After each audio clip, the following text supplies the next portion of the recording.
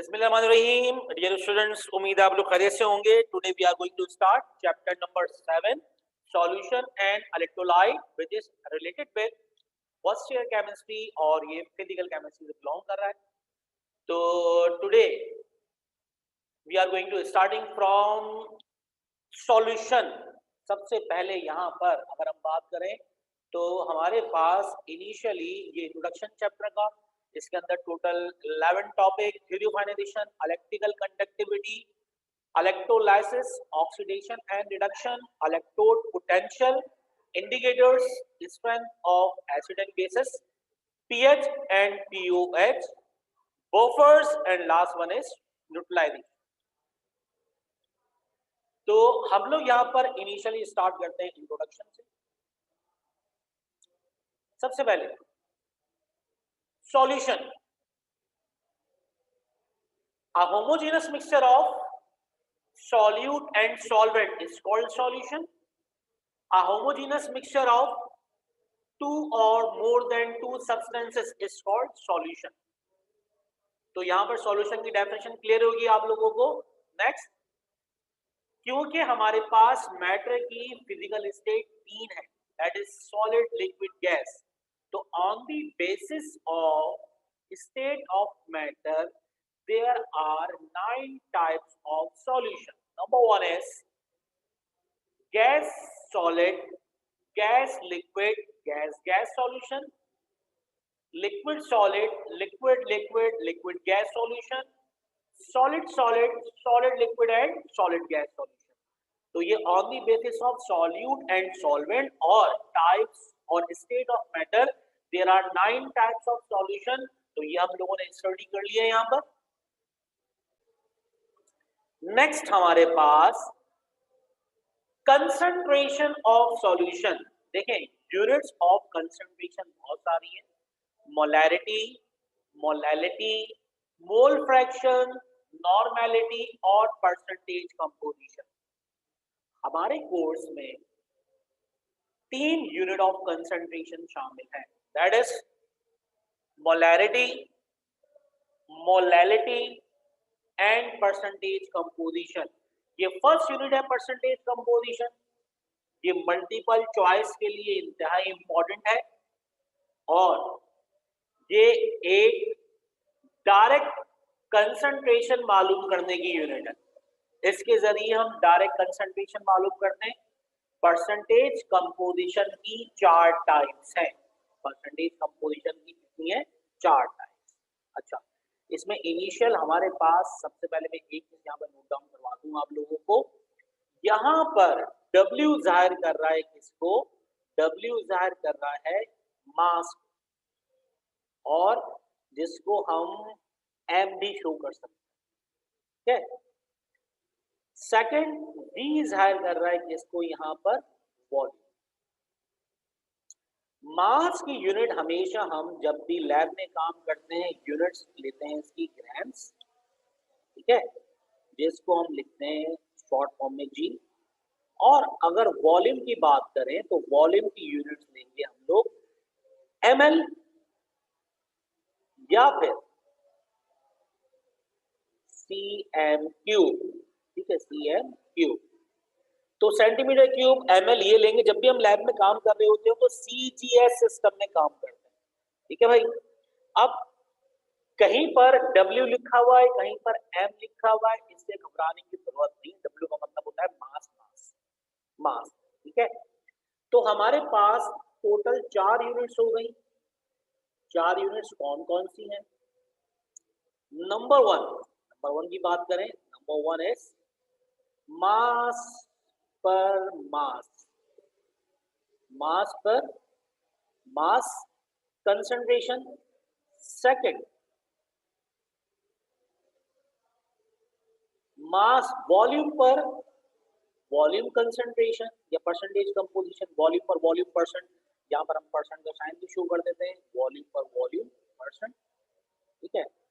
और mass per mass percent, then volume per volume percent. Third हमारे पास mass per volume percent, and fourth one is volume per mass percent. There are आर 4 units of concentration percentage composition में, mass per mass percent, volume per volume percent, mass per volume percent और volume per mass percent. Mass per मास को हम W/W भी लिख सकते हैं, W/W percent, इसका मतलब मास पर मास परसेंट है। इसी तरह M/V को हम W/V मास पर वॉल्यूम परसेंट भी लिख सकते हैं। और फोर्थ यूनिट में हम वॉल्यूम को तो V लिखेंगे और मास को W ऐड करेंगे तो वॉल्यूम पर मास परसेंट। ठीक है, तो यहाँ पर परसेंटेज कंपोजिशन 4। क्लियर? हमेशा याद रखिएगा, ठीक है, सॉल्यूशन असल में क्या होता है? Solution is a combination of solute and solvent. Solution is a combination of solute and solvent. हमेशा जब भी solute solvent को मिलाएंगे 100 solution बनेगा। ये solution 100 ग्राम्स भी हो सकता है और 100 ml भी, या तो ये होगा 100 ग्राम्स या ये बन सकता है 100 ml। ठीक है, हमेशा सॉल्यूशन कैसे बनेगा? सॉल्यूशन सॉल्यूट और सॉल्वेंट को मिक्स करके बनेगा, और ये सॉल्यूशन बनेगा कि दोनों को ऐड करने के बाद 100 ग्राम बनेगा या तो ये बनेगा 100 ml। ठीक है, तो यहाँ पर हमने दो चीजें देखी। पहली बात तो ये कि परसेंटेज कंपोजिशन की 4 यूनिट्स हैं, मास पर मास, वॉल्यूम पर वॉल्यूम, मास पर वॉल्यूम, वॉल्यूम पर मास। सॉल्यूशन हमेशा कॉम्बिनेशन होता है सॉल्यूट और सॉल्वेंट का, दोनों को मिला के या तो 100 ग्राम सॉल्यूशन बनेगा या तो 100 ml। अब सबसे इंपॉर्टेंट चीज जो आप लोगों को पता होनी चाहिए वो क्या है भाई? वो ये है, याद रखिएगा, पहला point, if units of solute and solvent are same तो क्या होगा? अगर यूनिट सॉल्यूट सॉल्वेंट की सेम हो तो क्या होगा, और अगर डिफरेंट हो तो क्या होगा? अगर सॉल्यूट सॉल्वेंट की यूनिट सेम होंगी तो याद रखिएगा हमेशा हमेशा ये होगा कि हमारे पास सॉल्यूट और सॉल्वेंट को ऐड करके 100 आंसर आना चाहिए, या तो 100 ग्राम या तो 100 ml। ठीक है, लेकिन अगर दोनों की यूनिट डिफरेंट हो, अच्छा दोनों की यूनिट सेम होने का मतलब क्या है? दोनों या तो मास पर मास हो या वॉल्यूम पर वॉल्यूम हो, दोनों क्या हो? मास पर मास या वॉल्यूम पर वॉल्यूम। लेकिन सेकंड बात क्या है, अगर दोनों की यूनिट्स डिफरेंट हो, if units of solute and solvent are different, then solvent हमेशा 100 होगा। याद रखिएगा, सबसे इंपॉर्टेंट पॉइंट। देखें यहाँ ये कौन सी कैटेगरी में है? ये किस कैटेगरी में? ये है मास पर वॉल्यूम की कैटेगरी में एंड वॉल्यूम पर मास की कैटेगरी। वॉल्यूम पर मास, मास पर वॉल्यूम, इन दोनों की कैटेगरी में हमेशा सॉल्वेंट कितना होगा? 100। ठीक है, अब एक चीज और जिसके बाद ये हमें पढ़ना बहुत आसान हो जाएगा, क्या है वो? यहां पर हमारे पास सॉल्यूट सॉल्यूट को हमेशा ऊपर लिखा जाएगा, ठीक है, सॉल्वेंट को हमेशा नीचे लिखा जाएगा डिवाइड में, और ये दोनों किसके क्या बनाएंगे? ये दोनों मिलके बनाएंगे सॉल्यूशन। ठीक है भाई, सॉल्यूट को ऊपर लिखेंगे, सॉल्वेंट को नीचे लिखेंगे, दोनों मिलके क्या बनाएंगे? सॉल्यूशन। अब यहाँ पर सबसे इंपॉर्टेंट चीज जो समझने की है वो क्या है? सबसे इंपॉर्टेंट चीज जो समझने की वो इस तरीके से, पहली बात ये पता होना चाहिए कि सॉल्यूट और सॉल्वेंट डिवाइड करेंगे तो क्या होना चाहिए? दोनों मिलके क्या बनाएंगे? सॉल्यूशन। और फॉर एग्जाम्पल देखें, एक चीज लिखी हुई है यहाँ पर क्या लिखा हुआ है, यहाँ पर लिखा हुआ हमारे पास मास पर मास। क्या लिखा हुआ है, मास पर मास। इसका मतलब ऊपर सॉलिड है, नीचे नीचे सॉल्वेंट है। ऊपर यूनिट क्या है, ग्राम्स, नीचे यूनिट क्या है, ग्राम। दोनों की यूनिट क्या है, ग्राम ग्राम। तो दोनों की ग्राम ग्राम है, तो सॉलिड और सॉल्वेंट को ऐड करके 100 के इक्वल लेके आना। ठीक है, ये पहला पॉइंट है, सॉलिड सॉल्वेंट को ऐड करके 100 के इक्वल लेके आना है। इसका मतलब क्या है, ये 10% अगर कहीं लिखा हो 10% मास per mass aqueous solution of NaCl, इसका मतलब क्या होता है, इसका मतलब होता है 10 ग्राम NaCl किसके साथ मिल रहा है, 90 ग्राम वाटर के साथ। जब 90 और 10 ऐड होंगे तो क्या बन जाएगा, 100 सॉल्यूशन। सॉल्यूशन कितना बनेगा, 100 ग्राम सॉल्यूशन। ठीक है, 100 ग्राम सॉल्यूशन। ठीक है, मैं पहले जरा इसको रब कर देता हूँ। 100 ग्राम सॉल्यूशन बन जाएगा हमारे पास इस तरीके से। फॉर एग्जाम्पल जब दोनों को ऐड करेंगे, ऐड करने के बाद हमारे पास यहाँ पे 100 ग्राम्स क्या बन गया, सॉल्यूशन। 100 ग्राम सॉल्यूशन बन गया। अब एक चीज इंपॉर्टेंट और याद होनी चाहिए, यूनिट ऑफ सॉल्यूशन क्या होगी, यूनिट ऑफ सॉल्यूशन हमेशा वो होगी जो यूनिट ऑफ सॉल्वेंट होगी। जो जिस लार्ज क्वांटिटी में है वो कौन है, सॉल्वेंट। तो यूनिट ऑफ सॉल्वेंट और यूनिट ऑफ सॉल्यूशन हमेशा क्या होगी, सेम। जो यूनिट सॉल्वेंट की होगी वो यूनिट सॉल्यूशन की होगी। ठीक है, फॉर एग्जांपल सॉल्वेंट इसमें क्या है, पहले वाले में कंडीशन में, पहले वाली कंडीशन में जो सॉल्वेंट है हमारे पास वो है ग्राम्स में, तो जब भी 100 ग्राम सॉल्यूशन बन गया। ठीक है, इसी तरीके से अगर हम आगे बात करें तो यहाँ पर नेक्स्ट हमारे पास जो है वो है 5 volume per volume percent aqua solution of NaCl। 5% का मतलब ये हुआ, वॉल्यूम पर वॉल्यूम का मतलब सॉल्यूट भी ml में है, सॉल्वेंट भी ml में, दोनों को मिला के 100 करना है। ये 5 मल्टीप्लाई हो रहा है सॉल्यूट से, तो 5 ml of solute that is NaCl जब डिसॉल्व होगा किसमें, 95 ml ऑफ वाटर में, तो क्या बनेगा, 100। अच्छा, सॉल्वेंट की यूनिट क्या है, सॉल्वेंट की यूनिट है ml, तो 100 ml ऑफ सॉल्यूशन की फॉर्मेशन होगी। ठीक है, तो ये हमारे पास जो फर्स्ट और सेकंड यूनिट्स थी, ये फर्स्ट और सेकंड यूनिट्स इस फर्स्ट पॉइंट से मैच कर रही थी, if units of solute and solvent are same. तो सॉल्यूट प्लस सॉल्वेंट क्या होगा, 100। लेकिन बाकी जो ये दो यूनिट्स हैं, इन दोनों में डिफरेंस है। क्या डिफरेंस है, मास पर वॉल्यूम लिखा हुआ है, W/V, मास पर वॉल्यूम। 20% मास per volume percent aqueous solution NaCl का मतलब क्या होता है, एक्वस सोल्यूशन का मतलब 20 grams of NaCl dissolve in 100 ml of water. और जो कहा था आपसे, सॉल्यूशन बनेगा हमेशा 100 बनेगा, और सॉल्वेंट की यूनिट क्या है, ml, तो 100 ml ऑफ सॉल्यूशन इसकी फॉर्मेशन होगी। ठीक है, अब क्या वजह है कि दोनों को ऐड करके 100 के इक्वल नहीं ले रहे, वजह सिंपल ये है, अगर हमारे पास एक गिलास पानी हो 100 ml और उसमें हम 1 टीस्पून शुगर डाल, 1 टीस्पून कितना हो जाएगा, 10 ग्राम, 5 ग्राम, 2 ग्राम, 4 ग्राम, वो अगर डाल दें तो पानी 110 ml नहीं हो जाएगा, बल्कि वो जो शुगर होगी पानी में मौजूद इंटरमॉलिक्यूलर स्पेसेस में सॉल्युबल हो जाएगी। तो जब भी हम यूनिट डिफरेंट लेंगे सॉल्यूट सॉल्वेंट की, तो हमेशा सॉल्वेंट 100 होगा।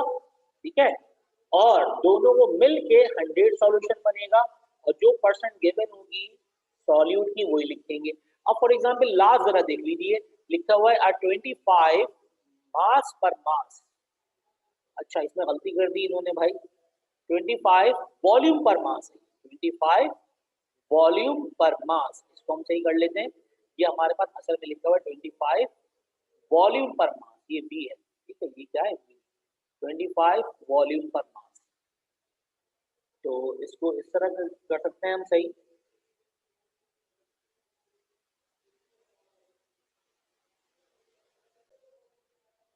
हमारे पास यहाँ पर जो लास्ट यूनिट बची है वो कौन सी है, वॉल्यूम पर मास। वॉल्यूम पर मास का मतलब सॉल्यूट ml में और सॉल्वेंट ग्राम्स में।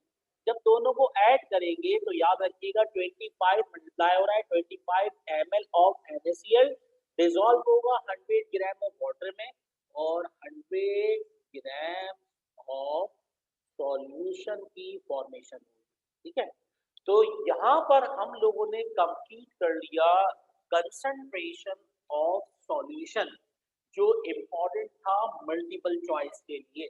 उम्मीद है कि आप लोगों को परसेंटेज कंपोजिशन सही समझ में आ गई होगी। If you have any Curie regarding understanding concentration of solution, especially percentage composition, then you can comment, I will solve your problem. ठीक है, next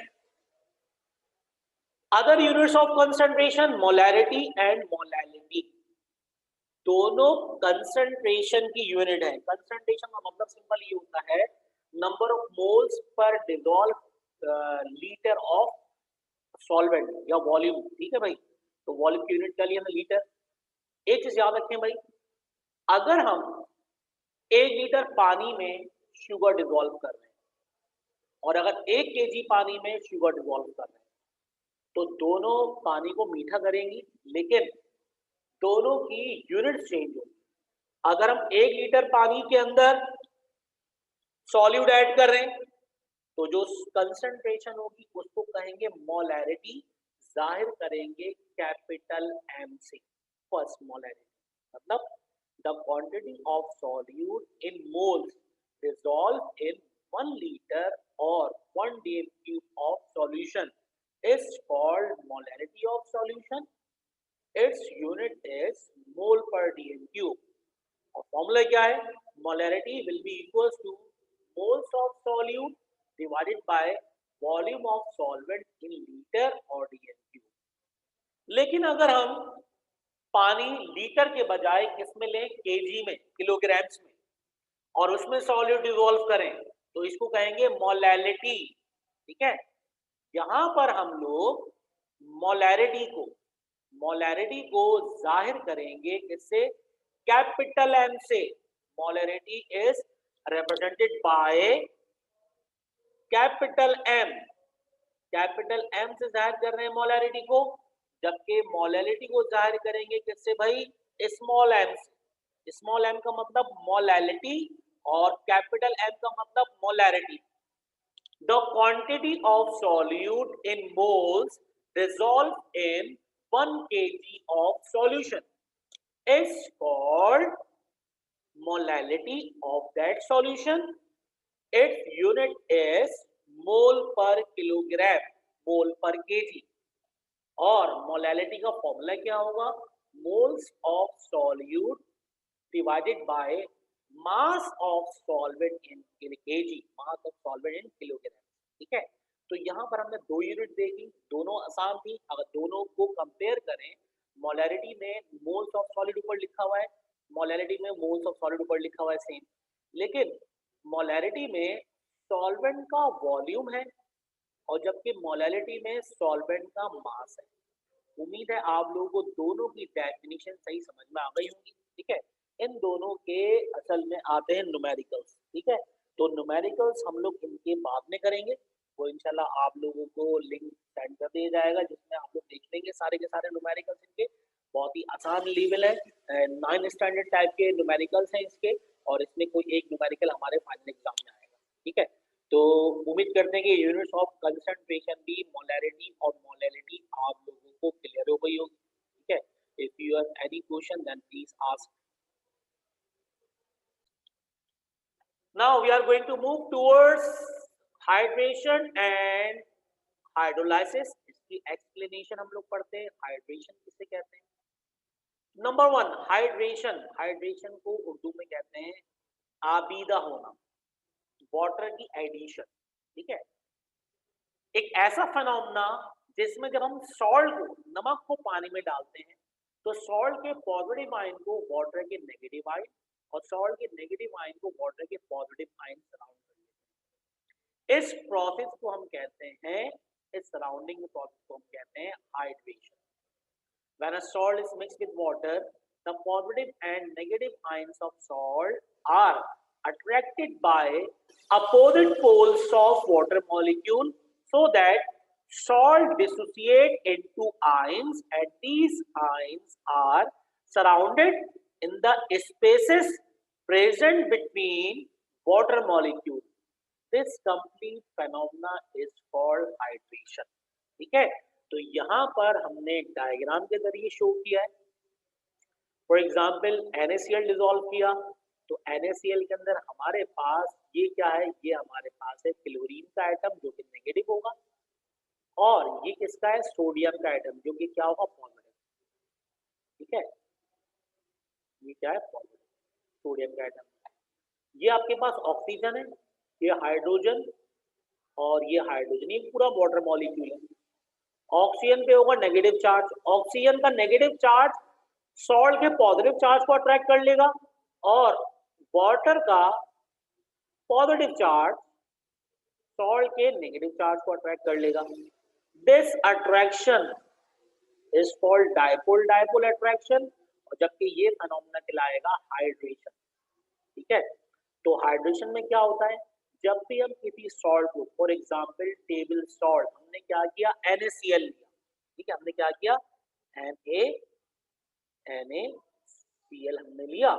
NaCl डिकम्पोज होकर क्या बनाएगा, NaCl decompose to form sodium ion जो कि क्या होंगे, positive, और क्लोराइड आयन जो कि क्या होंगे हमारे पास, negative.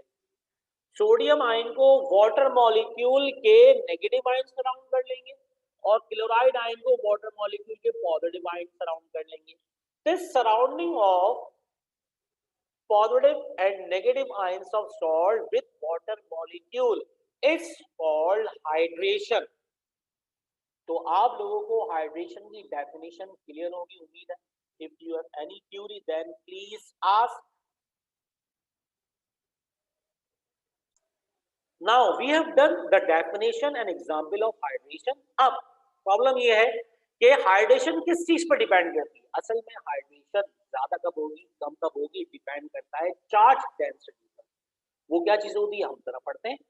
Dependence, the ability of an ion to hydrate depends on the charge density, that is its charge over size of the ion. Greater the charge density, greater will be the hydration and vice versa. क्या मतलब, पहली बात, charge density किसे कहते हैं. Charge density is the ratio between charge of ion to the size of ion. Charge density, charge of ion और size of ion का ratio होता है. ठीक है, चार्ज ऑफ आयन को हम क्या कह सकते हैं, चार्ज ऑफ आयन को हम कह सकते हैं न्यूक्लियर चार्ज, न्यूक्लियर चार्ज. और साइज ऑफ आयन को हम क्या कह सकते हैं, एटॉमिक रेडियस. इसका मतलब सिंपल इज दैट कि चार्ज डेंसिटी न्यूक्लियर चार्ज के डायरेक्टली प्रोपोर्शनल है, और चार्ज डेंसिटी इनवर्सली प्रोपोर्शनल है किसके, एटॉमिक रेडियस के. न्यूक्लियर चार्ज ज्यादा होगा, चार्ज डेंसिटी ज्यादा. यानी कि इसको इस तरह भी वर्डिंग में लिख सकते हैं. देखें, अगर CD का मतलब charge density, charge density increase होगी तो न्यूक्लियर चार्ज भी क्या होगा, इंक्रीज. न्यूक्लियर चार्ज इंक्रीज है, चार्ज डेंसिटी इंक्रीज, और तो हाइड्रेशन, हाइड्रेशन क्या होगी, ज्यादा हो जाएगी. हाइड्रेशन एनर्जी भी क्या होगी, इंक्रीज. इसको कर ले वाइस वर्सा. इसका मतलब कि चार्ज डेंसिटी और न्यूक्लियर चार्ज में डायरेक्ट रिलेशन है, और न्यूक्लियर चार्ज में और चार्ज डेंसिटी और हाइड्रेशन इन सब में डायरेक्ट रिलेशन है. न्यूक्लियर चार्ज ज्यादा, चार्ज डेंसिटी ज्यादा, चार्ज डेंसिटी ज्यादा, हाइड्रेशन एनर्जी ज्यादा. चार्ज डेंसिटी कम, हाइड्रेशन एनर्जी कम. अब यहाँ पे एग्जांपल लिखी हुई है. एग्जांपल क्या है, एग्जांपल कुछ इस तरीके से है. Aluminium ion Al+3 have greater charge density than bromide because the former is smaller with greater charge than bromide. Thus, a small positive ion with multiple charges such as copper ion, aluminium ion, chromium ion possess greater attraction for water molecule as compared to large negative ions with a single charge, that is bromide iodide. Simple, इसको आसान तरीका समझाने का कि वो तमाम ions जिनके atomic radius कम होते हैं या जिनके न्यूक्लियर चार्ज ज्यादा होते हैं, उनकी चार्ज डेंसिटीज हमेशा क्या होंगी, ग्रेटर। ज्यादातर जितने भी कैटाइंस होते हैं, पॉजिटिव आइंस का एटॉमिक रेडियस कम होता है और न्यूक्लियर चार्ज ज्यादा। तो पॉजिटिव आयन की चार्ज डेंसिटी ज्यादा होती है, पॉजिटिव आयन की हाइड्रेशन एनर्जी ज्यादा रिलीज होगी। नेगेटिव आयन की चार्ज डेंसिटी कम होती है, नेगेटिव आयन की चार्ज डेंसिटी कम होने की वजह से हाइड्रेशन का प्रोसेस कम हो पाता है। क्लियर? तो आज हमने इंट्रोडक्शन पढ़ लिया सॉल्यूशन एंड इलेक्ट्रोलाइट्स में। सबसे पहले डेफिनेशन पढ़ ली सॉल्यूशन की, फिर टाइप्स ऑफ सॉल्यूशन देखी with respect to state of matter, then unit of concentration में हमने तीन चीजें पढ़ ली। परसेंटेज कंपोजिशन में चार टाइप्स थी, मास पर मास, वॉल्यूम पर वॉल्यूम, मास पर वॉल्यूम और वॉल्यूम पर मास।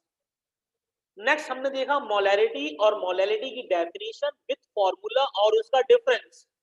और इसके बाद हम लोगों ने देखा हाइड्रेशन क्या होता है, उसकी एक्सप्लेनेशन, और हाइड्रेशन किन किन चीजों पे डिपेंड है। ठीक है, उम्मीद है आप लोगों को ये सारे टॉपिक समझ में आ गए होंगे। If you have any query regarding understanding for these topics, you can directly message me. We will try to solve your queries as soon as possible. Otherwise, इंशाल्लाह हम नेक्स्ट क्लास में बाकी अपने सॉल्यूशन और एंड्रॉइड चैप्टर को continue करेंगे।